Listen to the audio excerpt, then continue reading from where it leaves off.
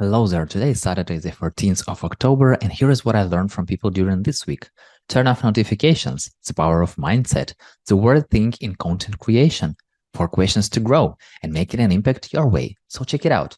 First, we are so distracted by all the notifications here and there, and it seems that turning them off is impossible because otherwise we'll miss some very important messages.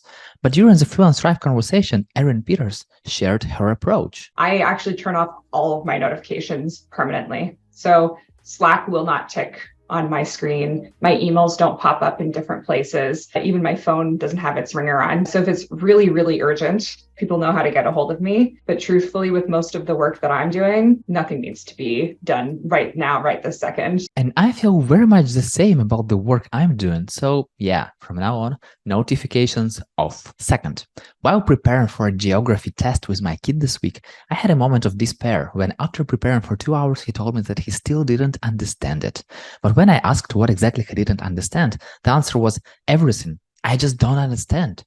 Then I took a pause, looked into his eyes and told him, just like in movies, look, if I knew you were stupid, I wouldn't ask you to learn it, but you've learned much harder things before and you are smart. So let's focus just on this one task. And if you want to be able to do it, I go to a teacher and ask how can we deal with this test.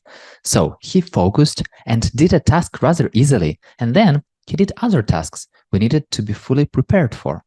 And he had this thought that he didn't understand, but when he changed the focus to let's try and removed the fear of not passing a test, all went well. Third, during our freelance sucks conversation, Slobodan and Gajic shared the fear people might have when start creating content. When you start creating content, there's so many experts out there, and the worm in your mind is going to tell you the thing that you're creating probably is not like the smartest ideas, and probably people have seen it and this is like boring. But the bottom line is, if you create something that is not valuable or people don't have interest in it, most likely they're just going to ignore it. That's the worst thing that can happen to you. Fourth, while reading the $1 Million One-Person Business book by Elaine Pofeldt, I loved these 4 questions to grow a business. What can I eliminate? What can I outsource? What can I put on the back burner? What can I say no to? Honest answers to them gives you clarity and understanding what to focus on. And you don't really have to be a businessman to use them. Fifth, sometimes I feel like I don't know what I'm doing, but I have good intentions, so I'll figure it out.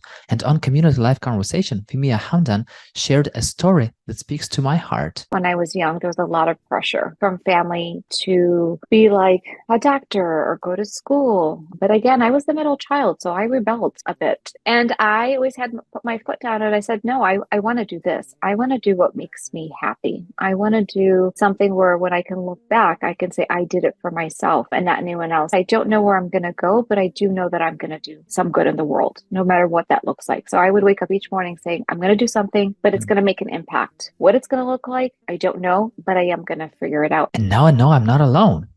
And just like that, these were 5 things I learned from people during this week. And what have you learned this week?